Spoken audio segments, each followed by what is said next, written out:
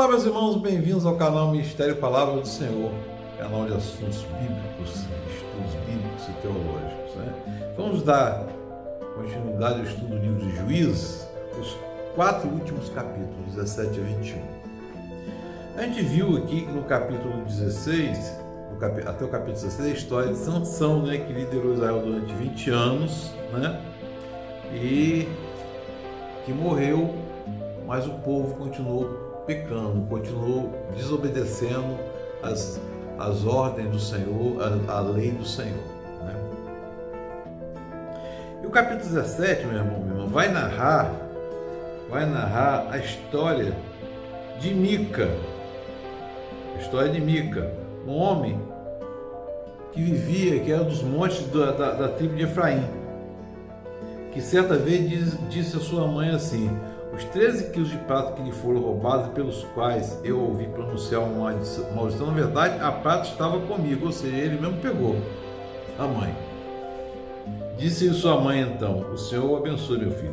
Quando ele devolveu 13 quilos de prata à mãe, ela disse: consagro solenemente a minha prata ao Senhor, para que o meu filho faça uma imagem esculpida e um ídolo de metal. Eu a devolvo você. Aqui, meu irmão, Mica separou 2,4 kg e deu para um ourives para fazer uma imagem e um ídolo, que foram postos na casa dele. Esse Mica, ele tinha um santuário, fez um manto sacerdotal, e pôs um dos seus filhos como sacerdote daquele ídolo, tudo que Deus abomina, né? Nessa época não tinha juiz em Israel, nem tinha rei em Israel. E parece uma coisa impressionante, porque Deus deu as 613 leis, deu as leis para que o povo fosse um povo de sacerdotes. Então não haveria necessidade de ter rei e ter juízo, mas houve a necessidade porque o povo não cumpriu os mandamentos de Deus. Por isso é que estabeleceu-se juízes e depois reis, né? E aí, meu irmão, minha irmã, um jovem levita que vinha de Belém, lá de Judá, procedendo do clã de Judá, saiu daquela cidade em busca de outro lugar para morar. E sua viagem chegou à casa de Mica, onde ele morava, lá nos montes de Efraim, né? Ele disse: eu sou levita de Belém, Judá. Respondeu ele: estou procurando um lugar para morar. Mica então convidou para que ele fosse pai e sacerdote, que lhe daria 120 gramas de prata por ano, roupas e comida. E o jovem levita aceitou ficar morando com Mica ali,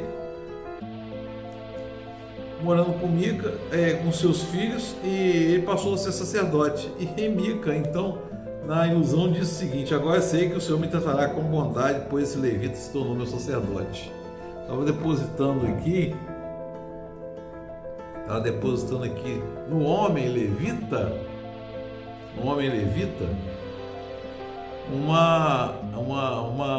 um tipo de santidade.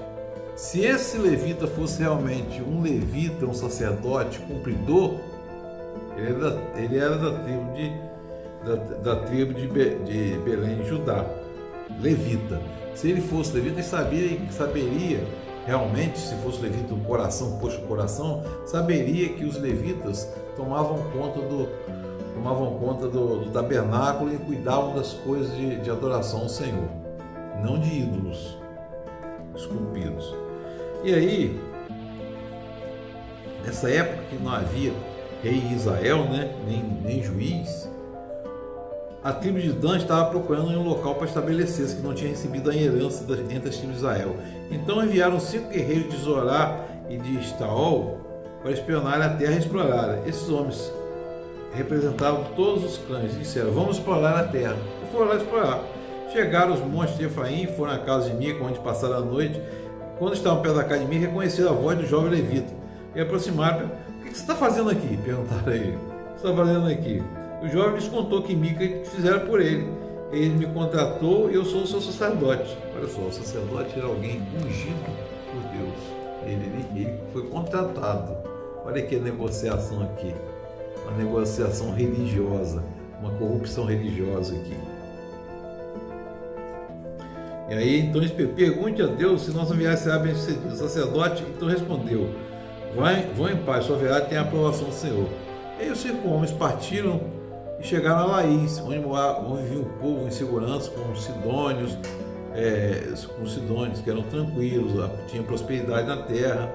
E quando voltaram a Zorá e a Estaol, os seus irmãos perguntaram o que descobriram, e responderam: vamos atacá-los, viram que a terra é muito boa. Vocês vão ficar aí sem fazer nada? Não hesitem em apossar-se dela. E amontoaram, chegaram lá, e então 600 homens da tribo de Dan partiram para Zorá e Estaol, armados para a guerra. Na viagem, armaram acampamento perto de Kiriat Jearim, em Judá. É por isso que o local é chamado até hoje a oeste de Kiriat Jearim. E aí foram para lá e começaram a atacar. E perguntaram lá os 5 homens que haviam espionado a terra de Laís, meu irmão, disseram aos seus irmãos: você sabia que numa dessas casas que há um manto sacerdotal, ídolos de família e uma imagem esculpida e um ídolo de metal? Agora você sabe o que deve fazer. Então eles se aproximaram, foram à casa do jovem levita, à casa de Mica, e o saudaram. Os 600 homens de Dan, armados para a guerra, juntaram-se e ficaram à porta.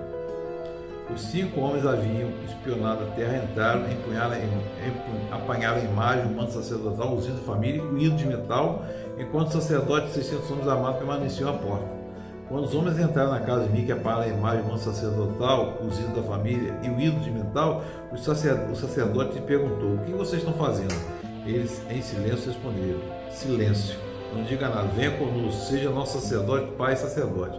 Ou seja, ele saiu uma idolatria de uma tribo para ir para outra, né? Saiu da casa de Mico para ir para a tribo de Dan, né? E aí, meu irmão, minha irmã, já estavam longe, e aí foram gritando atrás deles. Se eles voltaram, perguntaram a Nico: qual é o seu problema? Por que você voltou seus homens para trás? Vocês estão levando embora os deuses que eu fiz e o meu sacerdote. O que me sobrou? Como ainda podem me perguntar qual é o seu problema?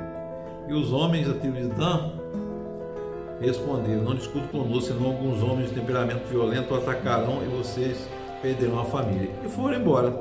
E aí, meu irmão, minha irmã, ainda, o capítulo 19 ainda fala que não havia rei em Israel naquela época. Aconteceu que um levita que vivia no monte de Efraim, região afastada, tomou para si uma concubina, que era de Belém, Judá, mas ela lhe foi infiel, deixou e voltou para casa do seu pai em Belém, Judá. 4 meses depois, seu marido foi convencê-la a voltar.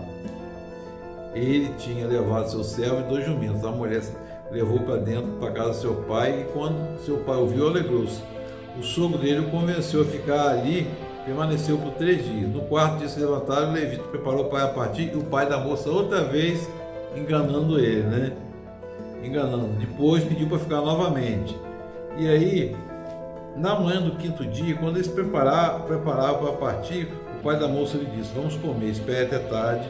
E os 2 comeram juntos. Então, quando o homem, sua concubina e seu servo levantaram-se para partir, o pai da moça disse outra vez: veja, o dia já está acabando, fique aqui. Amanhã de madrugada vocês poderão ir. Não desejando ficar mais aquela noite, o homem partiu rumo à tribo de Jebuseus, os Jebus, né?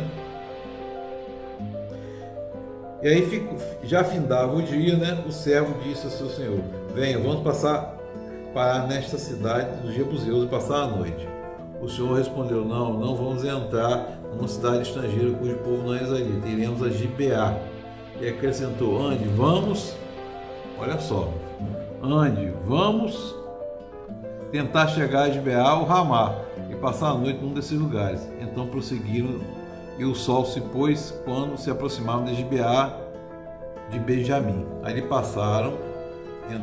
entraram para passar a noite.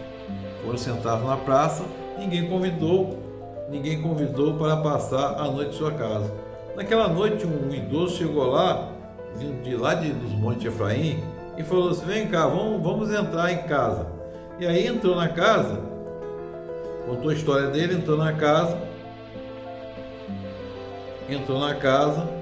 e aí, meu irmão, minha irmã, ele falou: você é bem-vindo à minha casa, esse homem idoso, vou atendê-lo no que precisar.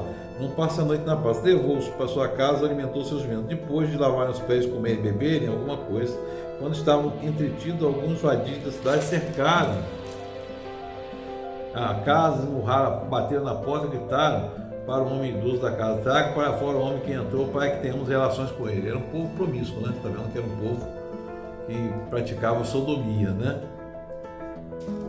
As relações homossexuais.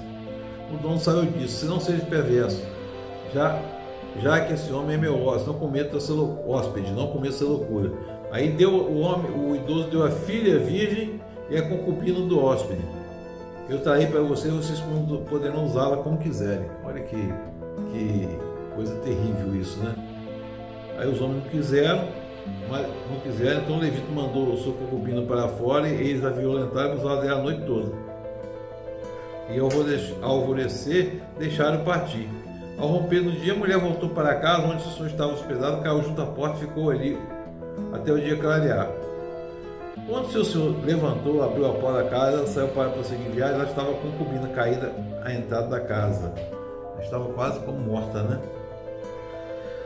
Quando chegou, ele apanhou uma faca, o levita cortou o corpo da concubina em 12 pedaços, distribuiu uma para cada tribo. E esse povo que atacou ele foram um povo da tribo de Benjamim.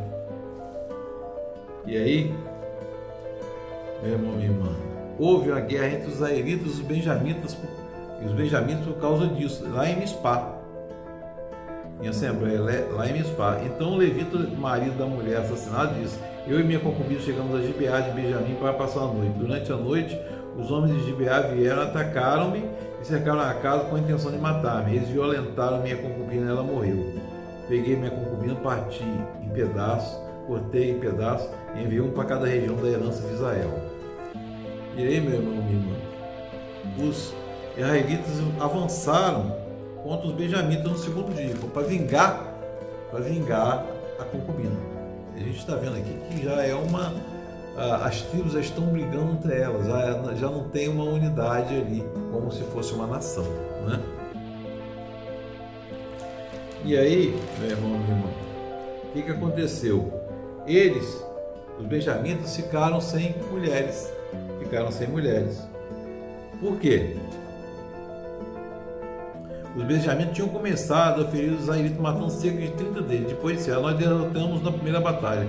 Mas quando a coluna de fumaça começou a se levantar da cidade, os benjamitas se viraram e viram fumaça subindo ao céu. Então os israelitas se voltaram contra eles. Os homens de Benjamim ficaram apavorados, pois perceberam sua desgraça havia chegado, e fugiram da presença dos israelitas, tomando um caminho deserto, mas não conseguiram escapar do combate. E os homens de Israel, que saíram da cidade, os mataram ali. Cercaram os benjamitas, os perseguiram facilmente, os alcançaram na região de Gibeá, ao lado leste. 18.000 benjamitas morreram, todos eles soldados valentes. E aí, meu irmão, minha irmã, que os israelitas voltaram a Benjamim, passaram todas as cidades à espada, matando inclusive os animais, tudo que encontraram nela, incendiaram todas as cidades.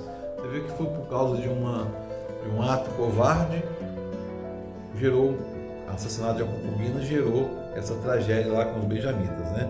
E no capítulo 21, a gente vai ver que os homens de Israel tinham feito esse juramento em Mispá: nenhum de nós dará sua filha em casamento a benjamita. Por que está sendo feito isso aqui?